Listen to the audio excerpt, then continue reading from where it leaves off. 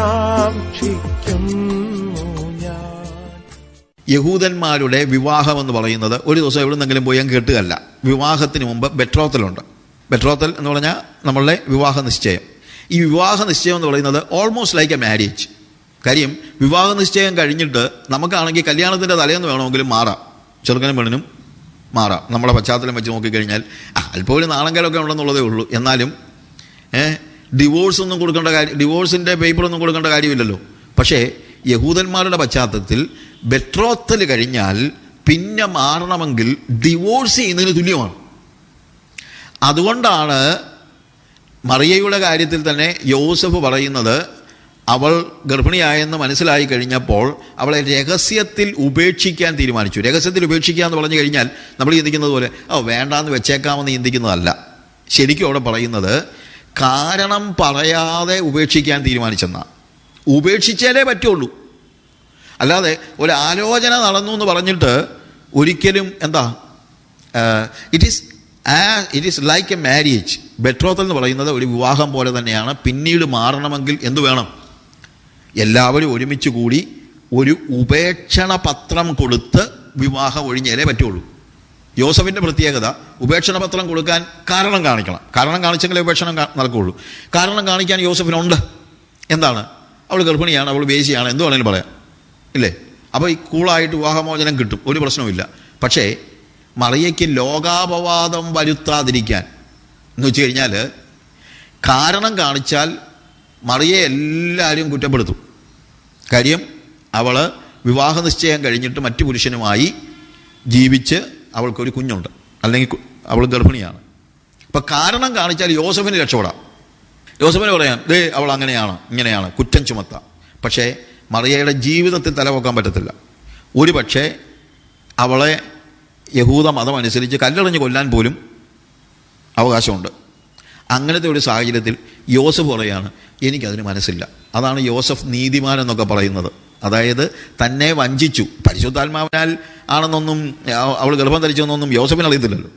അപ്പം തന്നെ വഞ്ചിച്ച ഒരു സ്ത്രീ, ഒരു യുവതി, ആ യുവതിക്ക് ലോകാപവാദം വരുത്താതിരിക്കാൻ കാരണം കാണിക്കാതെ ഉപേക്ഷിക്കാൻ തീരുമാനിച്ചു. കാരണം കാണിച്ചില്ലെങ്കിലുള്ള പ്രത്യേകത എന്നറിയാമോ? യോസഫ് കാരണം കാണിച്ചില്ലെങ്കിൽ നാട്ടുകാർ കാരണം കണ്ടുപിടിക്കും. നാട്ടുകാരെന്താ പറയും? കള്ളൻ കണ്ടില്ലേ, ഒരു പെങ്കൊച്ചിനെ കല്യാണം കഴിച്ച് അവളെ ഗർഭിണിയാക്കിയിട്ട് അവനിപ്പം ബെട്രോത്തൽ കഴിഞ്ഞിട്ട് ഗർഭിണിയാക്കിയിട്ട് അവൻ പോയിരിക്കുക, കല്യാണം കഴിച്ചില്ല. അപ്പോൾ കുറ്റം മുഴുവൻ ആർക്കാകും? യോസഫിനാകും. ആ കുറ്റം അല്ലെങ്കിൽ ആ ലോകാപവാദം യോസഫ് ഏറ്റെടുക്കാൻ തയ്യാറാകുന്നതാണ്. ഞാൻ ഇടയ്ക്ക് കയറി പറഞ്ഞതാണ്, ഇല്ലേ? അതുകൊണ്ടാണ് യോസഫ് നീതിമാൻ എന്ന് പറയുന്നത്. എന്നാൽ നമ്മൾ ഇവിടുത്തെ ഭാഗം വെച്ച് പറയുമ്പോൾ ഒറ്റ കാര്യം പറയാനാണ് ഉദ്ദേശിക്കുന്നത്. ഒന്ന്, വിവാഹ നിശ്ചയം വിവാഹം പോലെ തന്നെയാണ്. യഹൂദന്മാരുടെ പശ്ചാത്തലത്തിൽ വിവാഹ നിശ്ചയം വിവാഹം പോലെ തന്നെയാണ്, മണവാളനും മണവാട്ടിയും. ഇനി മണവാളൻ വിവാഹ നിശ്ചയം കഴിഞ്ഞ് അവർ ഒരുമിച്ച് താമസിക്കത്തില്ല. അങ്ങനെ പതിവൊന്നുമില്ല. ഇപ്പം കല്യാണ നിശ്ചയം പോലും വേണ്ടല്ലോ, എന്തോ കഴിഞ്ഞാലും കയ്യെ പിടിച്ചുകൊണ്ട് എല്ലായിടത്തും കൂടെ കറങ്ങിയടിച്ച് നടക്കുകയും ഒക്കെയാണല്ലോ. അതൊന്നും യഹൂദന്മാരുടെ ഇടയ്ക്ക് നടക്കത്തില്ല. കൂടി വരും മുമ്പേ, കൂടി വരണമെങ്കിൽ വിവാഹം കഴിയണം. അല്ലാതെ പുരുഷനും സ്ത്രീയും തമ്മിൽ യഹൂദന്മാരുടെ ഇടയിൽ ഒരു ബന്ധവുമില്ല. വിവാഹ നിശ്ചയം കഴിഞ്ഞതാ. എന്നിട്ട് പറയുന്നത് തന്നെ നിന്റെ ഭാര്യയായ, യോസഫിനോട് പറയുമ്പോൾ എന്താ പറയുന്നത്? നിന്റെ ഭാര്യയായ മറിയെ ചേർത്ത് കൊള്ളുവാൻ ശങ്കിക്കണ്ട. അപ്പം നിനക്ക് വിവാഹം നിശ്ചയിച്ചിരിക്കുന്ന യുവതിയെന്നൊന്നും അല്ല ഇവിടെ പറയുന്നത്, നിന്റെ ഭാര്യ. അപ്പോൾ വിവാഹ നിശ്ചയം കഴിഞ്ഞാൽ തന്നെ ആരായി തീർന്നു? ഭാര്യയായി തീർന്നു. യു സി, അങ്ങനെ വിവാഹ നിശ്ചയം കഴിഞ്ഞാൽ മണവാളൻ, വിവാഹ നിശ്ചയത്തിന് മണവാളൻ കാണും. അത് കഴിഞ്ഞിട്ട് എന്തോ എന്നറിയാമോ? ഈ മണവാളൻ തിരികെ പോകും. എങ്ങോട്ടാണ് പോകുന്നത്? അവൻ്റെ പിതാവിൻ്റെ ഭവനം എവിടെയാണോ അവിടെ പോയി അടുത്ത പരിപാടി എന്നാണെന്നറിയാമോ? കല്യാണം കഴിച്ച് ഭാര്യയെ കൊണ്ടുവരുമ്പോൾ താമസിക്കാൻ വേണ്ടി ഭാര്യയ്ക്ക് താമസിക്കത്തക്ക നിലയിലുള്ള ഒരു ഭവനമുണ്ടാക്കും. ഭാര്യയ്ക്കും ഭർത്താവിനും ഒരുമിച്ച് താമസിക്കത്തക്ക നിലയിലുള്ള ഒരു ഭവനമുണ്ടാക്കും, ഒരു വീടുണ്ടാക്കും. ആ വീടിൻ്റെ പണി കഴിയുമ്പോൾ മണവാളൻ തൻ്റെ തോഴ്മക്കാർ ഒരുമിച്ച് വന്ന് ഭാര്യയെ ചേർക്കും. ഇന്നത്തെ പോലെ വാട്സാപ്പൊന്നുമില്ലല്ലോ. അതെ, ഞാൻ 14-ാം തീയതി അങ്ങോട്ട് വരുന്നുണ്ട്, നമ്മളുടെ വിവാഹമാണ് എന്നൊന്നും പറയാൻ വാട്സാപ്പൊന്നുമില്ല. വിവാഹ നിശ്ചയം കഴിഞ്ഞിട്ട് പിന്നീട് ഈ ഭർത്താവിൻ്റെ ഒരു കാര്യവും ഭാര്യയ്ക്ക് അറിയത്തില്ല, എന്നാ വരുന്നതെന്നും അറിയത്തില്ല. ആകെപ്പാടെ അർദ്ധരാത്രി ഒരു ആർപ്പ് വിളി, എല്ലാവരും മണവാളൻ വരുന്നു മണവാളൻ വരുന്നു എന്ന ആർപ്പ് വിളി കേൾക്കും. ഇത്രയേ ഉള്ളൂ. അല്ലാതെ വേറെ, ഞാൻ പറഞ്ഞത് കർത്താവിൻ്റെ വരവുമായി ബന്ധപ്പെടുത്തി ഈ യഹൂദന്മാരുടെ പശ്ചാത്തലം വെച്ച് നോക്കുമ്പോൾ ഇത്രയേ ഉള്ളൂ. കർത്താവ് എന്നാ വരുന്നതെന്നൊന്നും പറഞ്ഞാച്ചല്ല പോയത്, ഇപ്പോഴൊന്നും പറയാനും പോകുന്നില്ല. ആകെപ്പാടെ ഉള്ള ഒരൊറ്റ കാര്യമേ ഉള്ളൂ, അവൻ വരുമ്പോൾ എന്ത് കേൾക്കും? കാഹളം, ആർപ്പ് വിളി കേൾക്കും. അത്രേ ഉള്ളൂ. അതുകൊണ്ട് കർത്താവ് എന്നാ വരുന്നതിനെക്കുറിച്ച് നമ്മൾ ആരും കണക്ക് കൂട്ടിയിരിക്കേണ്ട. യഹൂദന്മാരുടെ പശ്ചാത്തലം അനുസരിച്ച് മണവാളൻ മണവാട്ടിയെ ഇവിടെ ആക്കിയിട്ട് പോകുന്നത് മണവാട്ടിക്ക് താമസിക്കത്തക്ക നിലയിൽ തൻ്റെ ഭവനം പണിയുവാൻ വേണ്ടിയാണ്. ഈ പശ്ചാത്തലം അറിയാവുന്നവർക്ക് ഈ പാസേജ് വളരെ ഈസി ആയിട്ട് മനസ്സിലാക്കും. കർത്താവ് പറയാണ്, ഞാൻ പോവുക കേട്ടോ, നിങ്ങൾ എൻ്റെ മണവാട്ടിയാ, നിങ്ങൾക്ക് എൻ്റെ പിതാവിൻ്റെ ഭവനത്തിൽ താമസിക്കാം. ഞാൻ അവിടെ ചെന്ന് നിങ്ങൾക്ക് സ്ഥലമൊരുക്കാൻ പോകുകയാണ്. സ്ഥലം ഒരുക്കിക്കഴിഞ്ഞാൽ ഞാൻ എന്തു ചെയ്യും? മടങ്ങി വരും. മടങ്ങി വന്ന് നിങ്ങളെയും എൻ്റെ അടുക്കൽ ചേർത്തുകൊള്ളും. അതുകൊണ്ടാണ് ഞാൻ ഈ ജൂയിഷ് ബാക്ക്ഗ്രൗണ്ട് ഒന്ന് പറഞ്ഞതിൻ്റെ കാര്യം അതാണ്. അങ്ങനെ ആ മണവാളൻ പോയി ഇപ്പോൾ എന്തു ചെയ്യുകയാണ്? മണവാട്ടിക്ക് വേണ്ടി സ്ഥലം ഒരുക്കുകയാണ്. മണവാട്ടി എന്തുവാ ചെയ്യുന്നത്? മണവാട്ടി മണവാളന് വേണ്ടി ഒരുങ്ങുകയാണ്. ഞാൻ പറഞ്ഞ മനസ്സിലാക്കണം. മണവാളൻ മണവാട്ടിക്ക് വേണ്ടി ഭവനം ഒരുക്കുകയാണ്. മണവാട്ടി തന്നെ തന്നെ, അവൻ്റെ കാന്തയും തന്നെ തന്നെ ഒരുക്കി. അപ്പോൾ വിവാഹ നിശ്ചയം കഴിഞ്ഞാൽ പിന്നീട് മണവാട്ടിക്ക് ഒറ്റ ചിന്തയുള്ളൂ, എൻ്റെ ഭർത്താവ്, എൻ്റെ ഭർത്താവിന് യോജിക്കുന്ന ഒരു മണവാട്ടിയായിട്ട് ഞാൻ ആയിത്തീരും. എൻ്റെ ഭർത്താവിന് യോജിക്കുന്ന ഒരു മണവാട്ടി എന്നെ തന്നെ ഞാൻ ഒരുക്കും. എൻ്റെ ഭർത്താവിന് വേണ്ടി ഞാൻ എന്നെ ഒരുക്കും. അതാണ് മണവാട്ടിയുടെ ചുമതല. മണവാളിൻ്റെ ചുമതല മണവാട്ടിക്ക് വേണ്ടി ഭവനം ഒരുക്കുകയാണ്. മണവാട്ടിയുടെ ചുമതല എന്താണ്? മണവാളന് വേണ്ടി തന്നെത്താൻ ഒരുക്കുകയാണ്. അതാണ് ഇവിടെ നമ്മൾ കാണുന്ന. അതുകൊണ്ടാണ് ഈ ഭാഗം ഞാൻ വായിച്ചപ്പോൾ യോഹന്നാന്റെ സുവിശേഷം 14-ാം അധ്യായത്തിൽ നമ്മൾ കാണുന്നതാണ്, എൻ്റെ പിതാവിൻ്റെ ഭവനത്തിൽ അനേകം വാസസ്ഥലങ്ങളുണ്ട്, ഇല്ലെങ്കിൽ ഞാൻ നിങ്ങളോട് പറയുമായിരുന്നു, ഞാൻ നിങ്ങൾക്ക് സ്ഥലം ഒരുക്കുവാൻ പോകുന്നു. കാര്യം നമ്മൾ മണവാട്ടിയാണ്.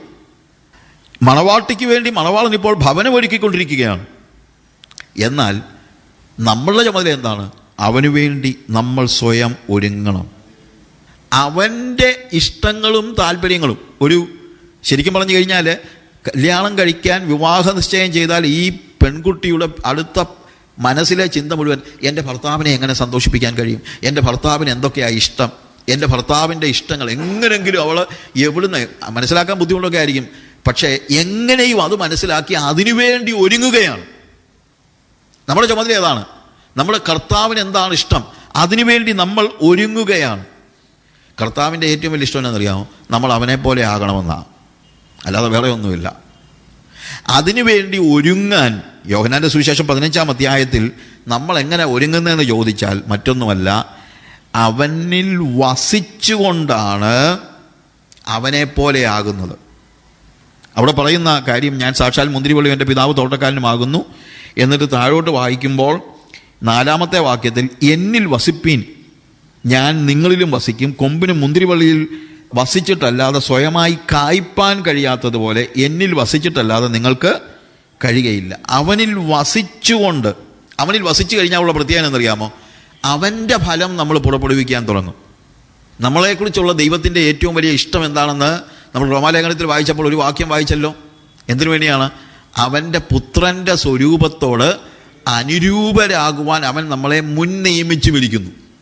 അപ്പോൾ ദൈവത്തിന് നമ്മളെക്കുറിച്ച് ഓരോരുത്തരെക്കുറിച്ചുമുള്ള ആഗ്രഹം എന്താണെന്ന് ചോദിച്ചു കഴിഞ്ഞാൽ നമ്മളെല്ലാവരും യേശുവിനെ പോലെ ആകണം.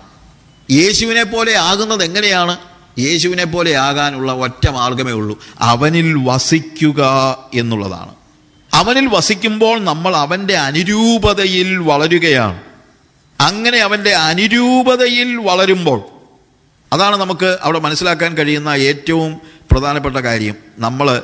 നമ്മൾ ഒരുങ്ങിക്കഴിയുമ്പോൾ, അവൻ ഒരുങ്ങുന്നു, അവൻ നമുക്ക് വേണ്ടി ഭവനം ഒരുക്കുന്നു. എന്നാൽ നമ്മൾ ഒരുങ്ങിക്കഴിയുമ്പോൾ, നമ്മൾ അവൻ്റെ സ്വരൂപത്തോട് അനുരൂപരാകുമ്പോൾ അവൻ വന്ന് നമ്മളെ ചേർത്തുകൊള്ളൂ. 1 യോഹന്നാൻ 3-ാം അധ്യായത്തിൽ ഇത് ഏകദേശം കൃത്യമായിട്ട് യോഹന്നാൻ അപ്പോസ്തലൻ പറയുന്നതായ ഒരു കാര്യമുണ്ട്. 1 യോഹന്നാൻ 3-ാം അധ്യായത്തിൻ്റെ അതിൻ്റെ 1 മുതലുള്ള വാക്യങ്ങൾ വായിക്കുമ്പോൾ നമ്മളവിടെ കാണുന്നത് എന്താണ്? കാൺമീൻ, നാം ദൈവമക്കളെന്ന് വിളിക്കപ്പെടുവാൻ പിതാവ് നമുക്ക് എത്ര വലിയ സ്നേഹം തന്നിരിക്കുന്നു, അങ്ങനെ തന്നെ നാം ആകുന്നു. എന്നിട്ട് പറയുകയാണ്, നാം ഇപ്പോൾ ദൈവമക്കളാകുന്നു, നാം ഇന്നതാകുമെന്ന് ഇതുവരെ പ്രത്യക്ഷമായിട്ടില്ല. അവൻ പ്രത്യക്ഷനാകുമ്പോൾ നാം അവനെ താൻ ഇരിക്കും പോലെ തന്നെ കാണുന്നതാകൊണ്ട് അവനോട് സദൃശന്മാരാകുമെന്ന് നാം അറിയുന്നു. അപ്പോൾ ഇപ്പോൾ നമ്മൾ ദൈവമക്കളാണ്. ഹൂ വി ആർ, ഇവിടുത്തെ ഈ ഒരു വാക്യത്തിനകത്ത് പറയുന്ന കാര്യം ഇതാണ്. Who V are children of God. നമ്മൾ ആരാണ്? നമ്മൾ ദൈവമക്കളാണ്. നമ്മൾ എന്നാൽ ഈ ദൈവമക്കളായി മുന്നോട്ട് പോകുമ്പോൾ നമ്മൾ ആരാകുമെന്നുള്ളത് ഇതുവരെ നമുക്ക് പ്രത്യക്ഷമായിട്ടില്ല. പക്ഷെ ഒരു കാര്യം നമുക്കറിയാം, നമ്മൾ എന്താകാൻ പോകുകയാണ്? അവനോട് സദൃശന്മാരാകാൻ പോകുകയാണ്. അവനോട് സദൃശന്മാരാകുന്ന ആ ഒരു പ്രക്രിയ, അത് നമ്മുടെ പ്രത്യാശയായിരിക്കണം. അതുകൊണ്ടാണ് താഴെ പറയുന്നത്, അതായത് ശരിക്കും പറഞ്ഞാൽ ഈ വാക്യത്തിൻ്റെ ഒരു പാരഫ്രൈസ് വേർഷൻ പറഞ്ഞാൽ, അവൻ പ്രത്യക്ഷനാകുമ്പോൾ അവനെപ്പോലെ ആയിക്കൊണ്ട് നാം അവനെ എതിരേൽക്കേണ്ടതാകുന്നു. ഞാൻ പറഞ്ഞ മനസ്സിലാക്കണം. ഞാൻ രക്ഷിക്കപ്പെട്ടതിൻ്റെ പിറ്റേ ദിവസം യേശുവിനെ പോലൊന്നും ആയില്ല, ഇല്ലേ? ഞാൻ ദൈവപൈതലായി എന്നുള്ളത് ശരിയാണ്, പക്ഷേ ഞാൻ യേശുവിൻ്റെ അനുരൂപതയിൽ വളർന്നില്ല. പിന്നെന്താണ്? എനിക്ക് ദൈവം ഭൂമിയിൽ കുറച്ച് സമയം തരിക. എന്തിനാ? അവൻ്റെ അനുരൂപതയിൽ ഞാൻ വളരണം. അവൻ്റെ അനുരൂപതയിൽ വളരണമെങ്കിൽ, അങ്ങനെ ആ അനുരൂപതയിൽ വളരുമ്പോഴാണ് അവൻ്റെ പ്രത്യക്ഷതയിൽ എനിക്ക് മനസമാധാനത്തോടെ അവനെ കാണാൻ പറ്റുന്നത്. മണവാട്ടി മണവാളന് വേണ്ടി സ്വയം ഒരുങ്ങുന്നതെന്ന് പറയുന്നത് കാര്യം ഇതാണ്. അതായത് മണവാളൻ്റെ ഏറ്റവും ഇഷ്ടമുള്ളത് എന്താണോ അതാകാനാണ് നമ്മൾ മണവാട്ടി പരിശ്രമിക്കുന്നത്. നമ്മൾ എന്താകണം? നമ്മൾ അവനെപ്പോലെ ആകണം. അവനെപ്പോലെ ആയിക്കൊണ്ട് എനിക്ക് അവനെ എതിരേൽക്കണം. അവനിൽ ഈ പ്രത്യാശയുള്ളവനല്ല. ഏത് പ്രത്യാശ? എൻ്റെ കർത്താവ് വരുമ്പോൾ അവനെപ്പോലെ ആയിക്കൊണ്ട് വേണം ഞാൻ അവനെ എതിരേൽക്കാൻ. ഞാൻ പിശാചിനെ പോലെ ആയിക്കൊണ്ട് അവനെ എതിരേൽക്കുമെന്നല്ല, ഇങ്ങനെ തന്നെ അവനെ എതിരേൽക്കുമെന്നല്ല. എൻ്റെ ജീവിതത്തിൽ ഞാൻ യേശുവിനെ സ്വീകരിച്ചപ്പോൾ ദൈവ പൈതലായി.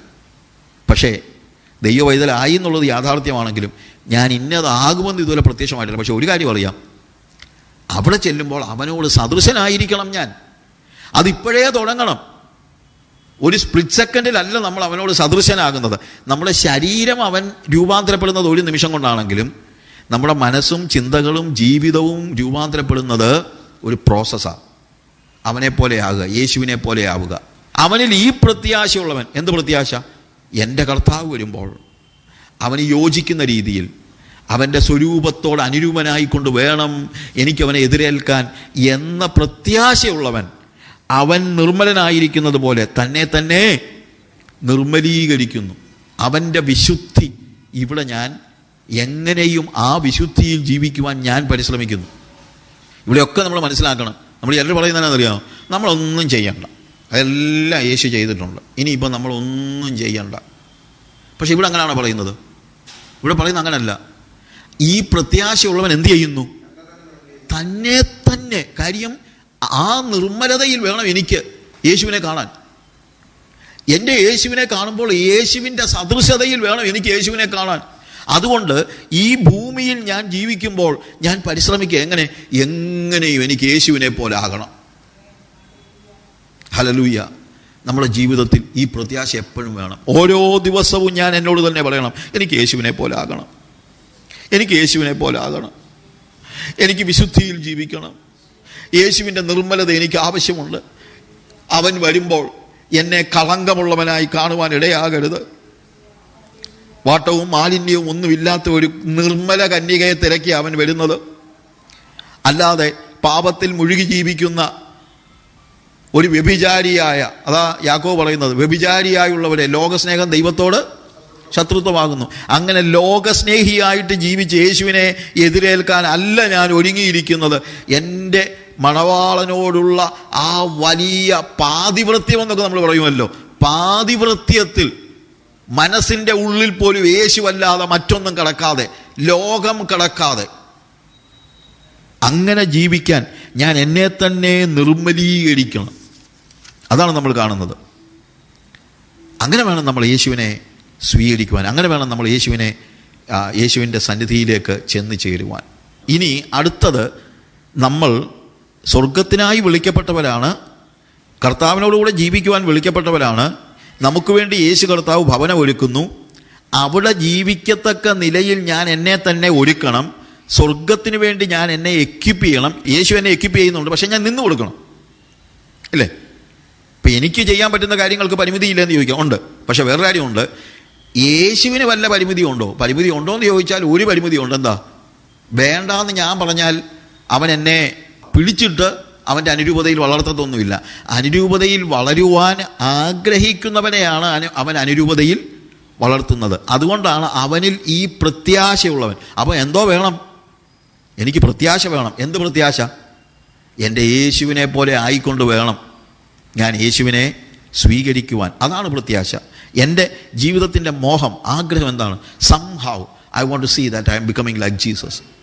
എനിക്ക് എൻ്റെ യേശുവിനെ പോലെ ആകണം. അതാണ് പ്രത്യാശ. ആ പ്രത്യാശ ഉള്ളവനെ കർത്താവ് സഹായിക്കും. അല്ലാതെ നമ്മുടെ സ്വന്തം കഴിവ് കൊണ്ട് നമ്മൾ നേടുന്നതല്ല ഇവിടുത്തെ അർത്ഥം. പക്ഷേ ഈ പ്രത്യാശ ഇല്ലാത്തവൻ എന്തോ ചെയ്യും? അതുകൊണ്ട് വിശുദ്ധിക്ക് വേണ്ടിയുള്ള വലിയൊരു അഭിവാഞ്ച നമ്മുടെ സഭകളിൽ എല്ലാവർക്കും ഉണ്ടാകണം. അതുകൊണ്ടാണ് വിശുദ്ധിയെക്കുറിച്ച് പ്രസംഗിക്കണമെന്നൊക്കെ പറയുന്നത്. വിശുദ്ധിയെക്കുറിച്ച് പ്രസംഗിച്ചാൽ ഉടനെ അയാളൊരു പരീശൻ, ഇതാ ഇവിടെ പറയുന്നത്. ആരെങ്കിലും വിശുദ്ധിയെക്കുറിച്ച് എന്തെങ്കിലും പറഞ്ഞു കഴിഞ്ഞാൽ പിന്നെ വിശുദ്ധൻ, വിശുദ്ധി ജീവിക്കണമെന്ന്, ഇയാളെന്തോ? ഇന്നിപ്പം വിശുദ്ധിയെക്കുറിച്ച് ഒരാൾക്ക് സംസാരിക്കാൻ പോലും പറ്റാത്ത ഒരു സാഹചര്യമാണ്. കാര്യം എന്തെങ്കിലും പറഞ്ഞാൽ ഉടനെ പറയും പരീശൻ. അതല്ല പരീശൻ്റെ ജോലി. പരീശൻ അഭിനയിക്കുന്നവനാണ്. അഭിനയിക്കുന്ന കാര്യമല്ല ഞാൻ ഈ പറയുന്നത്, വേദപുസ്തകത്തിൻ്റെ ഉപദേശമാണ്. അങ്ങനെയാണെങ്കിൽ യോഹന്നാൻ പറയുന്നത് എന്താണ്? അവനിൽ ഈ പ്രത്യാശയുള്ളവനൊക്കെയും അവൻ വിശുദ്ധനായിരിക്കുന്നത് പോലെ അവൻ തങ്ങളെ തന്നെ നിർമ്മലീകരിക്കട്ടെ. നിർമ്മലീകരിക്കുന്നു. എൻ്റെ ഉത്തരവാദിത്തമാണ്, എൻ്റെ ഉത്തരവാദിത്വം. അതിനെക്കുറിച്ച് മിണ്ടരുതെന്ന് പറഞ്ഞിട്ട് അർത്ഥമില്ല. നമ്മുടെ സഭകളിൽ വിശുദ്ധിയെക്കുറിച്ചുള്ള പ്രസംഗങ്ങൾ ഉണ്ടാകണം. അതിനെക്കുറിച്ച് പറയരുതെന്നല്ല. യെസ്, അവൻ വിശുദ്ധീകരിച്ചോളുമെന്നുമല്ല എൻ്റെ ആഗ്രഹം. ദൈവം സഹായിക്കും. പക്ഷേ യേശു എന്നിൽ ജീവിക്കുവാൻ ഞാൻ അനുവദിക്കണം. ഞാൻ എന്നെ തന്നെ ഏൽപ്പിച്ചു കൊടുക്കണം. അവൻ്റെ അനുരൂപതയിൽ വളരുവാനുള്ള വലിയ അഭിവാഞ്ച എനിക്കുണ്ടാകണം. അങ്ങനെ കർത്താവ് എന്നെ എക്വിപ്പ് ചെയ്യുകയാണ്.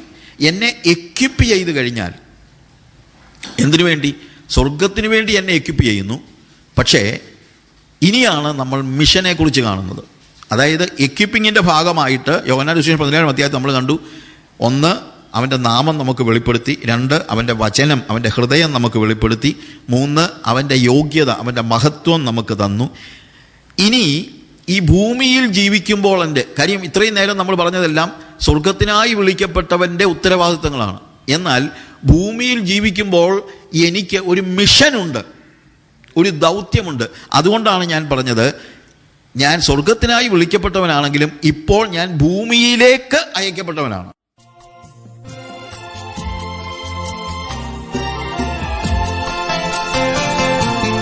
യേശുവേ പോലെയാകുവാൻ, യേശുവിൻ വാക്കു കാക്കുവാൻ, യേശുവേ നോക്കി ജീവിപ്പാൻ ഇവയെ കാക്ഷിക്കുന്നു ഞാൻ. യേശുവേ നോക്കി ജീവിപ്പാൻ ഇവയെ കാക്ഷിക്കുന്നു ഞാൻ.